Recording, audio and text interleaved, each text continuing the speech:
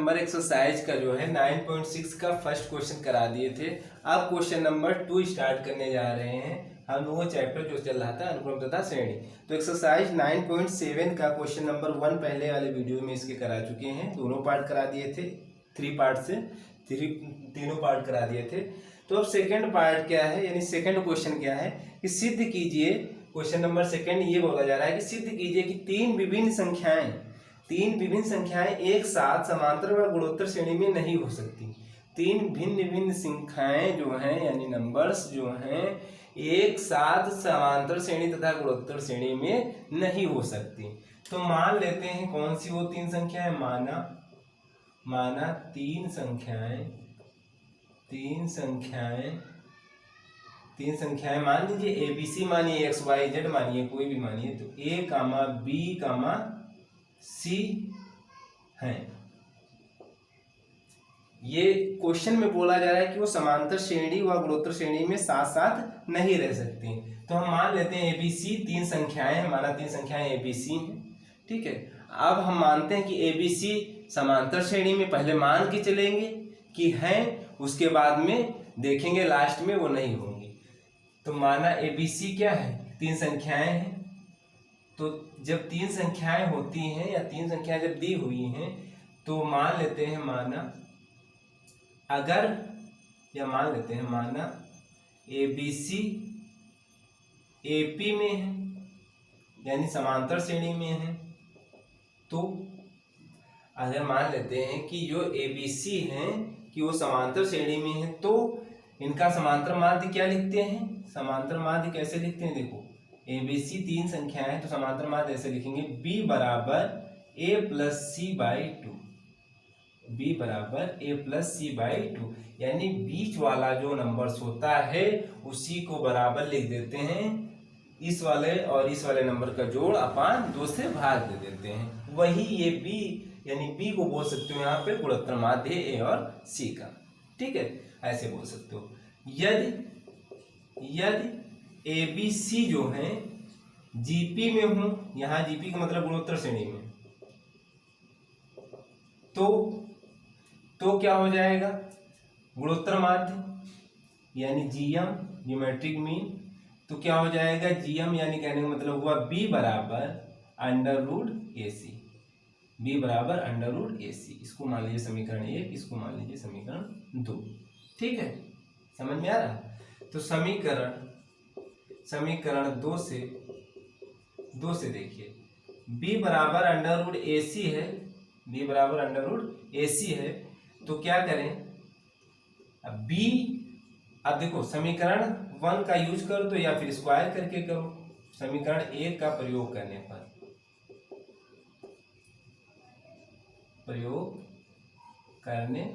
पर समीकरण 2 में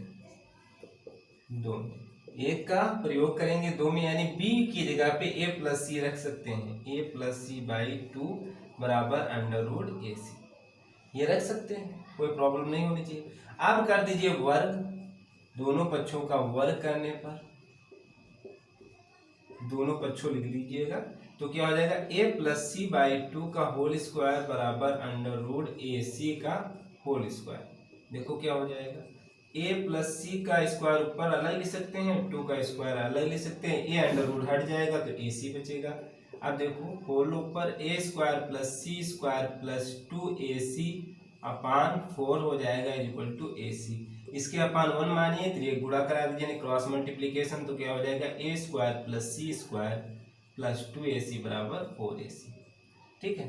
यहाँ पे देख लीजिएगा A square plus C square plus 2AC बराबर 4AC है। तो 4AC को इस साइड ले आते हैं तो A square plus C square plus 2AC minus 4AC बराबर 0।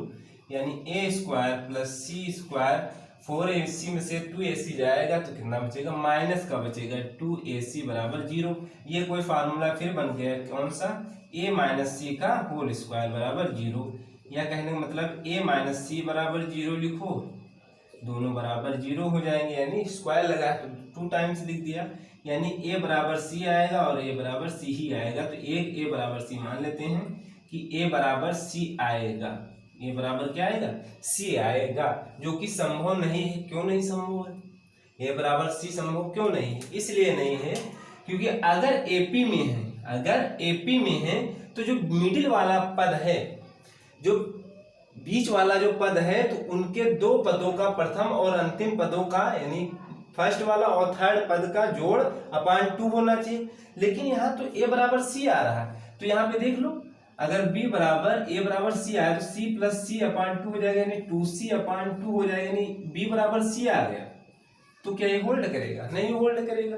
यहाँ पे भी चेक कर लो, बी बराबर ये हो जाएगा, एक जगह पे जब सी रखेंगे तो हो जाएगा सी स्क्वायर, यानी बी बराबर आ गया सी, जो कि कंडीशन होल्ड नहीं करनी चाहिए भाई। बी बराबर सी, यानी दो टर्म से यहाँ हो गए बराबर।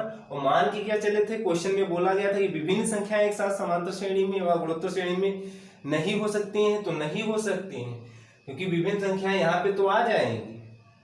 यहाँ पे देखो बी बराबर सी हो जाएगी तो विभिन्न कहाँ बोला जाएगा, फिर ये तो सेम संख्याएं हो जाएंगी, बी बराबर सी हो जाएगा। तो यहाँ पे यही हम लोगों को प्रूव करना था कि जो कि यहाँ लिख दीजिए, जो कि संभव नहीं है, संभव नहीं है, जो ए बराबर सी आया है।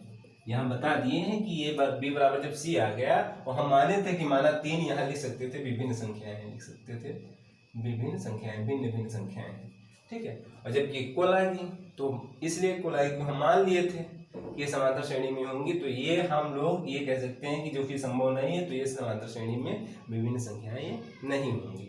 तो ये हो गया क्वेश्चन नंबर 1 कि 3 विभिन्न संख्याएं एक साथ समांतर और गुणोत्तर श्रेणी में नहीं हो सकती हैं। अब क्वेश्चन नंबर 3 देखिए, इसको नोट कर सकते हैं और इसको हम रफ करने जा रहे हैं। तो अब क्वेश्चन नंबर 2 कराते हैं, यानी 3 कराते हैं, ये 2 हो गया। 3 क्या है वो क्वेश्चन देख लीजिए तब तक के।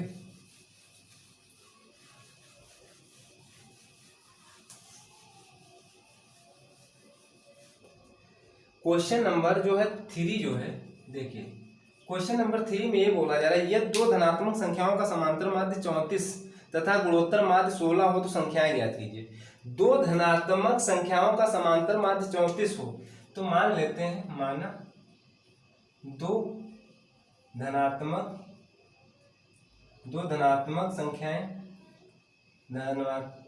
संख्याएं a कामा बी, हम a कामा बी मान लेते हैं, आप x y मान सकते हैं, कोई प्रॉब्लम नहीं। तो दिया गया है, माना हम मान लिए 2 धनात्मक संख्याएं a कामा बी हैं, ठीक है, a और b हैं। तो ये बोला गया है, यह 2 धनात्मक संख्याओं का समांतर माध्य 34, यानी समांतर माध्य 34 है तथा गुणोत्तर माध्य 16 हो तो संख्याएं ज्ञात कीजिए। तो यानी समांतर माध्य कितना है, 34 है, यानी समांतर माध्य कितना दिया है, समांतर माध्य 34। अच्छा, हम ये भी फार्मूला बताए थे कि a और b के बीच में कोई समांतर माध्य है g, तो क्या लिखते हैं, g बराबर a प्लस b बाई 2, यही तो लिखते हैं। अगर a और 2 संख्याओं के बीच में कोई गुणोत्तर माध्य g है, ठीक है, तो g बराबर क्या लिखते हैं, अंडर रूट ab, यही तो लिखते हैं। तो यहाँ भी 2 संख्याएं हैं, तो इनके बीच में मान लेते हैं एक समांतर माध्य g होगा और एक जो है गुणोत्तर माध्य भी g होगा, दोनों के लिए g ही लिखते हैं ज्योमेट्रिक में। तो समांतर माध्य इनके बीच में g मान लेते हैं, तो आप लिख सकते हो, आप लोग लिख सकते हो कि g बराबर, जबकि यहाँ पे दिया भी है, g बराबर जो दिया समांतर माध्य दिया है कितना, 36 दिया हुआ है, सॉरी 34 दिया हुआ है, ठीक है। तो यानी हम ये लिखेंगे 34 बराबर a प्लस बी अपान 2। क्यों लिखेंगे, क्योंकि ये 34 इसके बीच में आएगा, क्योंकि समांतर माध्य है, ठीक है, क्योंकि a और b के बीच में समांतर माध्य क्या माना, g, तो यानी इनके बीच में, तो यही तो लिखते हैं, यानी ये लिखते हैं। अगर ऐसे भी समझ सकते हो, अगर a b c 3 संख्याएं हैं, तो जो समांतर माध्य हम लिखेंगे तो b बराबर लिखेंगे a प्लस सी बाई 2, यानी ये वाला टर्म्स बराबर a प्लस ये फिर अपान 2, ऐसे लिखते हैं, ठीक है। तो यानी ये समांतर माध्य दिया था, तो 34 बराबर एक समीकरण इसको 1 मान लीजिए, अभी इसको सॉल्व कर लीजिए, अपान 1 मानिए, क्रॉस मल्टीप्लाई कराइए, तो a प्लस बी बराबर हो जाएगा कितना, 4 दूनी 8 3 दूनी 6, इस समीकरण 1 मान लीजिए। फिर क्या दिया है क्वेश्चन में, तथा गुणोत्तर माध्य 16 हो, तो गुणोत्तर माध्य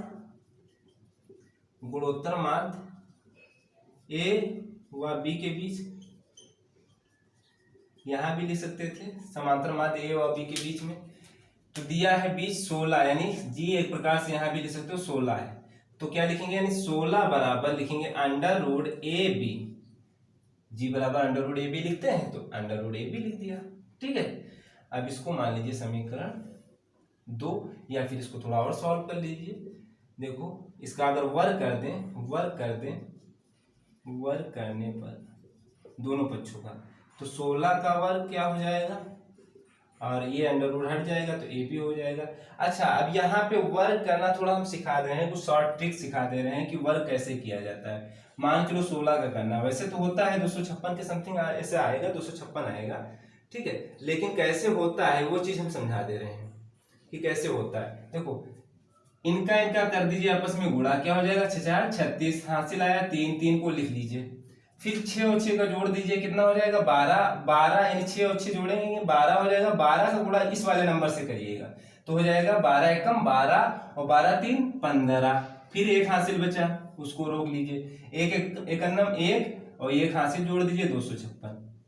अब ऐसे लार्ज नंबर्स का भी अभी यहाँ एक ऐसा टर्म्स बनेगा, उसका लार्ज नंबर भी होगा, उसका भी स्क्वायर इसी तरीके से करेंगे। चाहे दो अंक, अगर दो नंबर्स दिए हुए 2 अंकों का स्क्वायर हम लोग इसी ट्रिक से कर सकते हैं। ठीक है, 99 तक, 99 यानी 11 से लेके 99 तक इस फार्मूले से हम लोग स्क्वायर निकाल सकते हैं किसी भी नंबर का। तो 16 का स्क्वायर क्या हो जाएगा 256। ये एक प्रकार से ट्रिक मान लीजिए, ये समीकरण हो जाएगी आपकी सेकेंड। ठीक है, तो हम लोगों को क्वेश्चन में यही बोला गया था कि तो संख्याएं ज्ञात करना है, आखिरी में यही लिखा है कि तो संख्याएं ज्ञात करिए। तो यानी ए और बी माने थे कि 2 धनात्मक संख्या है, तो यही निकालना है, ए और बी के मान निकालना है। तो देखो यहाँ पे a प्लस बी बराबर 68 है, ए बी बराबर 256 है। तो अगर हम a माइनस बी का होल स्क्वायर बराबर लिख सकते हैं a प्लस बी का होल स्क्वायर माइनस 4ab। क्यों, देखो यहाँ पे समझा दे रहे हैं, यानी a माइनस बी का होल स्क्वायर जब खोलेंगे तो a स्क्वायर होगा प्लस बी स्क्वायर होगा, फिर माइनस 2ab होगा बराबर a प्लस बी का होल स्क्वायर खोलेंगे तो a square plus b square plus 2ab और माइनस 4ab लिखा है पहले से। ठीक है, तो ये घट जाएंगे तो क्या हो जाएगा a square plus b square minus 2ab बचेगा, है ना। क्लियर हुआ, तो ये 2ab इससे कैंसिल हो जाएगा, बी स्क्वायर बी ए स्क्वायर बी स्क्वायर इससे कैंसिल हो जाएगा। तो यानी ये बराबर लिख सकते हो, कहने का मतलब बस ये हुआ, यानी a माइनस बी स्क्वायर बराबर a प्लस बी स्क्वायर के होगा। या फिर आप यहाँ ऐसे भी कर सकते थे, अगर यहाँ पे देखो ये बराबर इसलिए लिख दिया गया, देखो सब टर्म्स कैंसिल हो जा रहे हैं, यानी ये भी ऐसे भी बोल सकते थे a square plus b square बराबर a square plus b square है, या फिर कैंसिल भी आप कर सकते हो, यानी ये बराबर ऐसे लिख सकते हो। ठीक है, समझ में ना आ रहा हो दोबारा रिपीट कर देते हैं। यानी जब इसका होल स्क्वायर ओपन करेंगे, ठीक है, इसका होल स्क्वायर ना ओपन करिएगा तो देखिएगा, इसका होल स्क्वायर अगर ना ओपन करें तो a प्लस बी का होल स्क्वायर होगा, यहाँ आएगा माइनस 2ab, क्या आएगा माइनस 2ab, एक यहाँ से 2ab कैंसिल आउट हो जाएगा। या ऐसे भी बोल सकते हो, इसका जब ओपन किया तो माइनस a 2ab जो आया है इसको हम उस साइड भेज दिए, या ऐसे समझ लीजिए अगर यहाँ पे कंफ्यूजन हो, ऐसे समझ लीजिए,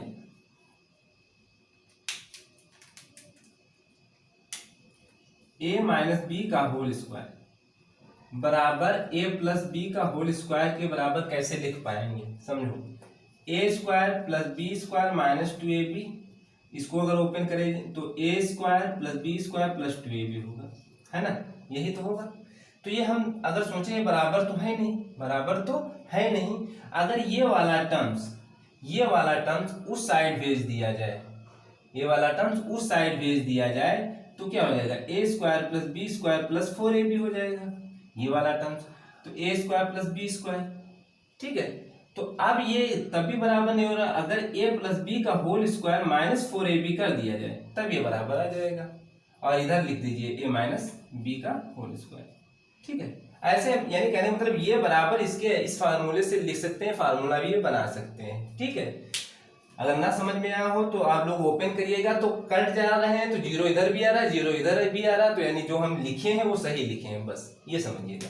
तो ये काम इसलिए कर रहे हैं, a माइनस बी का whole square, a plus b हमको पता है कितना दिया है 68, तो इसकी जगह पे रख दो, माइनस 4ab भी पता है, ab कितना है 256, 4 गुणे 256।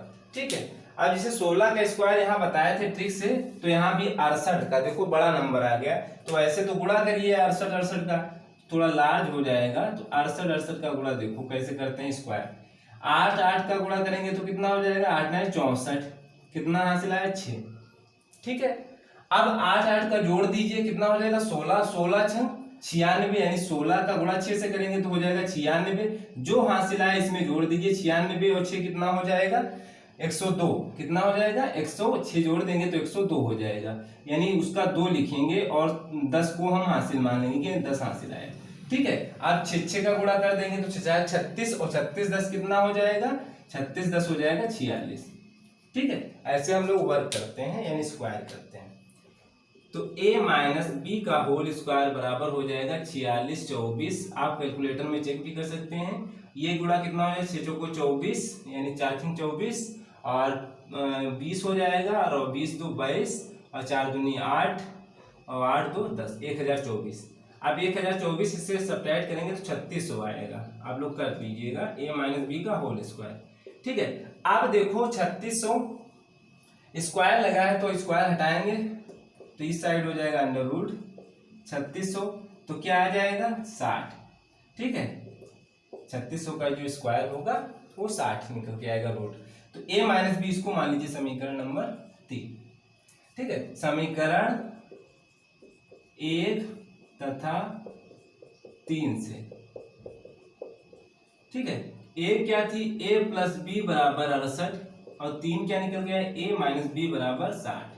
ठीक है, इनको कर दीजिए जोड़ने पे, लिख दीजिए कि क्या करेंगे जोड़ने पर, तो ये टर्म इससे कैंसिल हो जाएगा, 2a बराबर हो जाएगा 68 60 हो जाएगा कितना 6 6 12 128 हो जाएगा। ठीक है, अब a बराबर यहां देख लीजिए, इसको हम रफ करते हैं।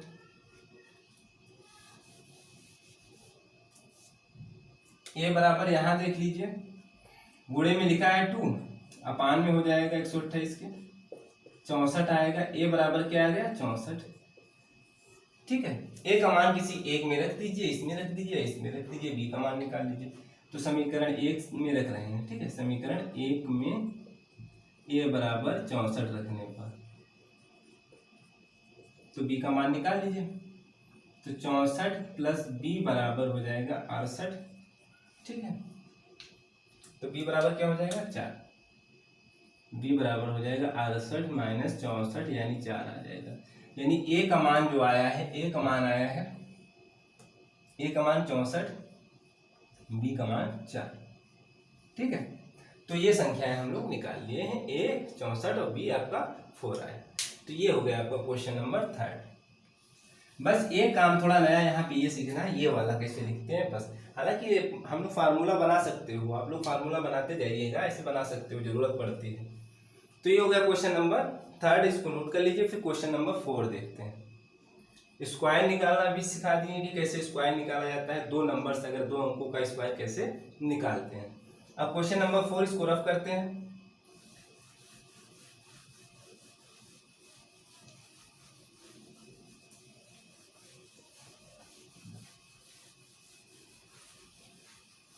थ्री नंबर्स का भी स्क्वायर निकालना भी बताएंगे, जब आएगा क्वेश्चन तो बता देते हैं, तो फिर उसको अलग से बताएंगे। क्वेश्चन नंबर 4, 3 हो गया, 4 देखिए। क्वेश्चन नंबर 4 में ये बोला जा रहा है 3 तथा 48 के बीच 3 गुणोत्तर माध्य ज्ञात कीजिए। यानी 3 और 48 के बीच में 3 गुणोत्तर माध्य ज्ञात कीजिए। तो मान लेते हैं, माना 3 तथा 48 के बीच गुणोत्तर माध्य G1 G2 G3 है। ठीक है, G1 G2 G3 है। और फार्मूला बता दे रहे हैं गुणोत्तर माध्य निकालने का, ऐसे होता है Gn बराबर AR⁴n। ठीक है, nवां पद हम लोग जब निकालते हैं गुणोत्तर श्रेणी का तो AR⁴n-1 होता है। ये सब टर्म्स हम लिख दिए हैं। तो 3 और 48 के बीच गुणोत्तर माध्य मान लेते हैं G1 G2 G3 है, 3 ही निकालना है। तो यहाँ पे लिखेंगे भाई G1 G2 G3 कामा 48। ठीक है। अब देखो पद काउंट करो कितने होंगे, पदों की संख्या कितनी होगी, पदों की संख्या भाई, क्योंकि ये किसमें है, जब गुणोत्तर माध्य बोला गया है कि G1 G2 G3 है, तो ये श्रेणी कौन सी बन गई, श्रेणी हो गई आपकी जीपी, यानी गुणोत्तर श्रेणी। कौन सी श्रेणी है, जीपी है, यानी गुणोत्तर ज्योमेट्रिक प्रोग्रेशन है।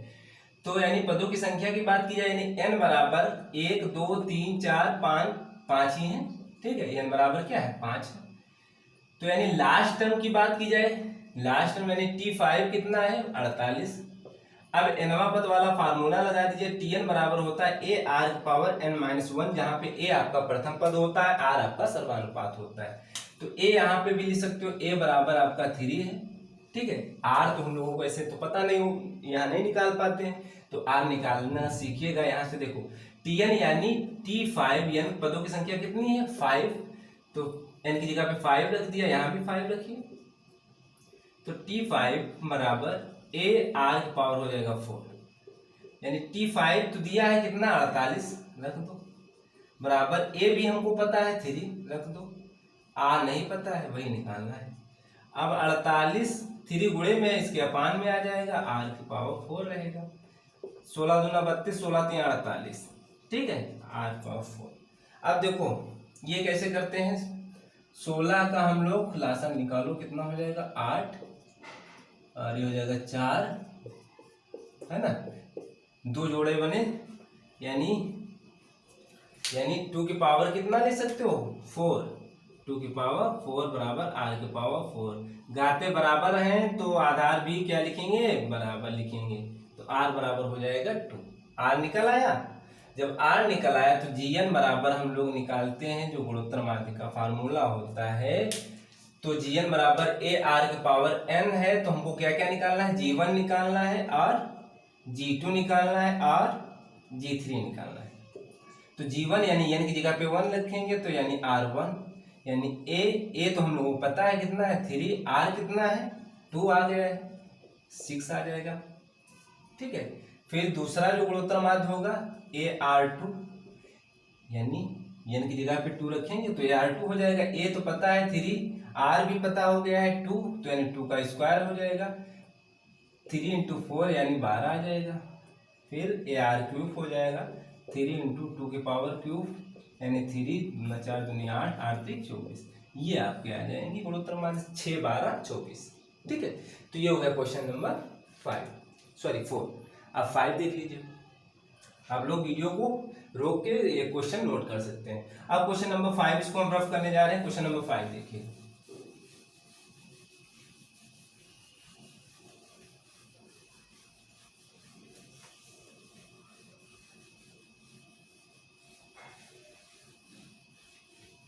क्वेश्चन नंबर 5 ये है कि क्वेश्चन नंबर 5 में ये बोला जा रहा है, क्वेश्चन नंबर 5 में कि यदि 2, x, y, z, 32/81 गुणोत्तर श्रेणी में हो तो x, y, z के मान ज्ञात करना है हम लोगों को, यानी 2x, y, z, 32/81 है, 32/81 किसमें है, गुणोत्तर में श्रेणी में है, किसमें है, जीपी में है, गुणोत्तर श्रेणी की इंग्लिश जो होती है ज्योमेट्रिक प्रोग्रेशन, उसी को लोग शॉर्ट फॉर्म में लिख देते हैं जीपी में। तो हम लोगों को क्या ज्ञात करना है, एक्स वाई जेड निकालना है, एक्स वाई जेड निकालना है। एक प्रकार से यहाँ देखो कुछ समझ में आ रहा होगा, जब जीपी में बोला जा रहा है तो इनका हम लोग गुणोत्तर माध्य भी निकाल सकते हैं। तो यहाँ देखिए गुणोत्तर माध्य लिखा हुआ एक्स वाई और जेड, यानी ये बोला जाए तो प्रथम गुणोत्तर माध्य, ये द्वितीय है, ये तृतीय है, यही तो है। तो हम लोग क्या करेंगे, ये जीपी में भी बोल दिया गया था, तो अब देखिए क्या करेंगे, मान लेते हैं ए बराबर, मान क्या दिया ही है, ए बराबर 2, ठीक है, और पदों की संख्या n बराबर 1 2 3 4 5, n बराबर कितना 5, जैसे पिछला क्वेश्चन किए जस्ट क्वेश्चन नंबर 4, और पांचवा पद क्या है T5 बराबर 32/81, ठीक है। आप क्या करेंगे, nवा पद वाला फार्मूला लगाएंगे, Tn बराबर जो होता है a r की पावर n-1, a r की पावर n-1। तो इसको एक प्रकार से मान लीजिए x जो लिखा है G1 है, और y जो लिखा है G2 है, z जो लिखा है G3 है, जैसे क्वेश्चन जस्ट क्वेश्चन नंबर 4 किए हैं वैसा ही है। तो Tn यहाँ पे बस दे रखा है 2 और 32/81। अगर क्वेश्चन में ये बोला जाता 2 और 32/81 के बीच में गुणोत्तर माध्य यानी 3 गुणोत्तर माध्य निकालिए, तो यानी यही कह रहा था क्वेश्चन में कि x और y और z के मान निकालना। यहाँ पे x y z दे दिया गया, तो यानी माध्य वही है। तो Tn बराबर यानी nवां पद बराबर क्या होता है गुणोत्तर श्रेणी का ar पावर n-1। तो हम लोगों को पदों की संख्या 5 दी हुई है, तो यानी n की जगह पे रखेंगे क्या 5, T5 बराबर ar की पावर हो जाएगा 4। ठीक है, T5 32/81। ठीक है, a कितना दिया है 2, r नहीं दिया है, निकालना है। ठीक है, निकाल लेते हैं। तो 32/81 बराबर, अब देखो 2 गुणे में है तो यहाँ अपान में आ जाएगा, यानी 1/2 आ जाएगा, यहाँ गुणे में लिख देंगे। ठीक है, तो यानी 2 अब कैंसिल कर सकते हो, कितना हो जाएगा 16, ऊपर 16 हो जाएगा, तो यानी 16/81 बराबर r की पावर 4। अब कोशिश करते हैं जैसा भी टर्म्स बने, जो भी टर्म्स बने उसके पावर 4 आ जाए, तभी तो r बराबर हम लिख पाएंगे जब घाते बराबर कर पाए। तो 16 को अगर लिखा जा सकता है 2 की पावर 4, यानी 2 × 2 × 2 × 2 दूना 4 दूनी 8 दूनी 16। ठीक है, अब 81 को कैसे लिखोगे? 81 को लिखोगे कैसे? 3 × 3 × 3 × 3 3 त्रिका 9 9 27 27 81। और कैसे लिखते हैं देखो, इनका निकालते हैं लासा। 81 का लासा ऐसे निकाला जाता है, ऐसे लिखा था 16, ऐसे 16 का लासा निकाल लीजिएगा। ठीक है, जितने भी टर्म्स हो उनके पावर उतना लगा दीजिए। तो ये 16 का क्या आया 2 की पावर 4 करेंगे तो वही हो जाएगा। यहाँ पे एक स्टेप हम लोग बता दे रहे हैं, यानी 2 की पावर 4 हो जाएगा, अपान हो जाएगा 3 की पावर 4 बराबर r की पावर 4। ठीक है, देखो यहाँ से देखिएगा, जब 2 की पावर 4 है और 3 की पावर 4 है तो होल पावर 4 लगा सकते हैं, है ना। अब देखो घाते आपस में क्या है, बराबर है, तो जो आधार होंगे वो भी बराबर होंगे। तो r बराबर क्या आ गया 2/3। जब r बराबर 2/3 आ गया तो एक प्रकार से जीवन बोल सकते हो। क्या लिखेंगे ar, यानी जीवन कहने का मतलब समझिए जाइएगा कि जीवन कह रहे हैं x को। ठीक है, ar जीवन मतलब x, ar फिर G2 निकालना है, यानी दूसरा गुणोत्तर माध्य यानी y ar², फिर तीसरा G3 यानी z ar। ठीक है, अब देखो a का मान निकाल लिए हैं, a का मान पहले से पता था, r का मान निकाल लिए हैं। a की जगह पे 2 रखा, r की जगह पे 2/3 रखा, तो 4/3 हो गया, है ना। अब देखो a की जगह पे 2 रखा, r की जगह पे 2/3 रखेंगे, लेकिन स्क्वायर लगा तो स्क्वायर भी लगा लेते हैं, तो कोई प्रॉब्लम तो है नहीं। ये हो जाएगा 4/9 यानी 8/9। ठीक है, अब इसमें क्या हो जाएगा 2 × 2/3 का होल क्यूब हो जाएगा। क्या हो जाएगा? होल क्यूब हो जाएगा, तो यानी 2 × 2 दूना 4 दूनी 8 3 त्रिका 9 27 हो जाएगा, यानी 16/27। यही आना चाहिए 4/3 और 4/3 8/9 और आपका 16/27। ये हो जाएंगे x का मान, ये y का मान, ये z का मान। ये क्वेश्चन नंबर 5 हो गया भैया। अब क्वेश्चन नंबर 6 देख लीजिए। क्वेश्चन नंबर 6 क्या है?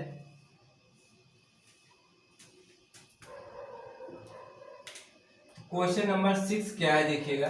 क्वेश्चन नंबर 6 में ये बोला जा रहा है, यदि दो संख्याओं का समांतर माध्य, क्वेश्चन को अच्छे से पढ़िएगा, यदि दो संख्याओं का समांतर माध्य बराबर गुणोत्तर माध्य +2, यानी दो संख्याओं का समांतर माध्य।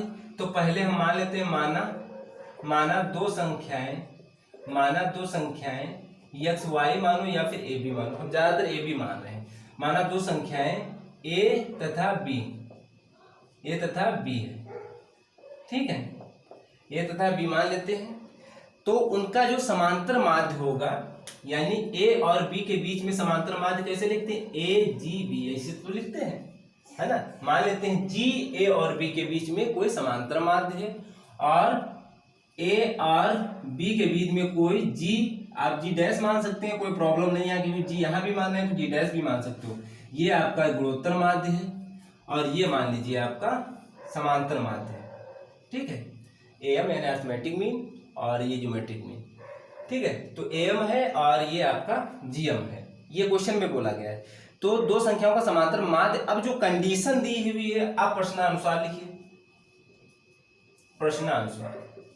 प्रश्नानुसार ये बोला गया है कि दो संख्याओं का समांतर माध्य जो है, अगर दो संख्याओं का समांतर माध्य क्या लिखेंगे, g बराबर लिखेंगे a प्लस बी बाई 2, यही तो लिखेंगे, इनका जोड़ अपॉन 2, यही तो लिखेंगे। तो प्रश्नानुसार, और अगर गुणोत्तर श्रेणी की बात की जा रही है, यानी ये गुणोत्तर माध्य है, तो इनका गुणोत्तर माध्य क्या लिखेंगे, g बराबर लिखेंगे अंडर रूट ab, है ना। इसको मान लीजिए 2, इसको मान लीजिए 1। अब प्रश्नानुसार ये बोला जा रहा है कि यदि दो संख्याओं का समांतर माध्य बराबर गुणोत्तर माध्य प्लस 2, हम दो संख्याएं माने, उनका समांतर माध्य और गुणोत्तर माध्य हमने अलग निकाल के बता दिया। अब प्रश्नानुसार यानी कहा जा रहा है कि दो संख्याओं का समांतर माध्य, यानी ये समीकरण 1 जो क्वेश्चन में कहा जा रहा है, समीकरण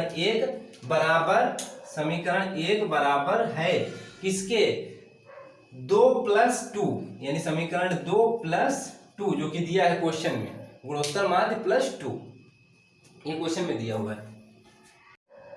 ठीक है, अब तो कोई प्रॉब्लम नहीं होगी ना, ये प्रश्नानुसार हमने लिख दिया। अब ये लिखेंगे a यानी a प्लस बी, समीकरण 1 मतलब हुआ a प्लस बी बाई 2 बराबर समीकरण 2 का मतलब हुआ under root a b plus 2। ठीक है, ये मान लीजिए समीकरण नंबर 3। अब इससे काम हो गया, अब यहीं पे रुक जाते हैं, आगे देखते हैं क्वेश्चन को। तथा उनका अनुपात 4:1 है, तो संख्याएं ज्ञात कीजिए। किनका अनुपात, दो संख्याओं का अनुपात, यानी फिर यहाँ लिखते हैं प्रश्नानुसार, यहाँ एक प्रकार से वही लिख सकते थे प्रश्नानुसार, यानी a और b यानी दो संख्याएं जो है उनका अनुपात कितना है, 4:1 है, यानी a और b बराबर दिया है 4:1, यानी इनका जो अनुपात है 4:1 में दिया हुआ। तो दो संख्याएं यही माने थे a, b, तो इसको मान लीजिए समीकरण, अभी यह ना मानिए, इसको थोड़ा सा सॉल्व कर लेते हैं। देखो कैसे सॉल्व करेंगे, इनका क्रॉस मल्टीप्लाई कर देंगे तो a बराबर हो जाएगा 4b, a बराबर क्या हो जाएगा 4b, इसको मान लीजिए समीकरण नंबर 4। ठीक है, तो अब देखिए क्या हो जाएगा, समीकरण 4 का प्रयोग समीकरण 3 में करने पर ठीक है। तो समीकरण 4 क्या है, समीकरण 4 देखो a बराबर 4b है, तो a की जगह पे यहाँ पे रख दीजिए भैया 4b प्लस b अपॉन 2, यहाँ पे रख रहे हैं। ठीक है, बराबर क्या हो जाएगा अंडर रूट ए बी, यानी अंडर रूट ए बी की जगह पे, सॉरी ए की जगह पे क्या लिखेंगे 4b ए की जगह पे लिखेंगे, और b ऑलरेडी से था तो b यहाँ लिख दिया। ठीक है, प्लस 2। ठीक है, कोई प्रॉब्लम तो नहीं है। 4b और b कितना हो जाएगा, 4b हो जाएगा 5b अपॉन 2 बराबर 5b अपॉन 2 बराबर क्या हो जाएगा, ये हो जाएगा अंडर रूट 4b स्क्वायर, यानी b पावर जुड़ जाएंगे तो 4b स्क्वायर प्लस 2, तो ये हो जाएगा 5b अपॉन 2 बराबर, ये अंडर रूट से बाहर क्या आ जाएगा 2b प्लस 2। ठीक है, 2b प्लस 2। अब देखो क्या हो जाएगा 5b अपॉन 2। अब यहाँ पे रुक जाइए 1 मिनट, ये हम लोग क्रॉस मल्टीप्लाई करा देते हैं, क्योंकि ये क्रॉस मल्टीप्लाई करा दीजिए तो क्या हो जाएगा 5b बराबर हो जाएगा 2 से कराएंगे तो 4b प्लस हो जाएगा 4। ठीक है, तो 4b को इस साइड लेके आएंगे तो 5b में से घट जाएगा तो बचेगा b बराबर क्या आ जाएगा 4। b की वैल्यू क्या है 4। अब b की वैल्यू समीकरण 4 में रख दीजिए तो a का मान भी निकाल सकते हो। b की वैल्यू आई है 4, समीकरण किस में रखने पर 4 में रखने पर तो a बराबर हो जाएगा 4 गुणे 4 यानी 16, यानी a बराबर आपका आ गया 16। ठीक है, तो a और b के मान निकला, यही हम लोगों को माना, तो संख्याएं माने थे तो वही संख्याएं निकालना। तो ये क्वेश्चन हो गया हमारा 6 नंबर। तो यानी a का मान आया 16 और b का मान आया कहाँ गया ये 4। ठीक है, तो टोटल क्वेश्चन हो गए इस एक्सरसाइज के। अब नेक्स्ट एक्सरसाइज में हम लोग बात करते हैं 9.8। अगर है एक्सरसाइज 9.8 भी है, वहाँ पे क्वेश्चन केवल 4 क्वेश्चन दिए हुए हैं, उसके बाद में और भी एक्सरसाइज, इसमें भी एक्सरसाइज ज़्यादा दी हुई हैं, 9.9 भी है, तो बाद में बात करते हैं। अब इस वीडियो में केवल इतने ही क्वेश्चन हो पाएंगे। ठीक है।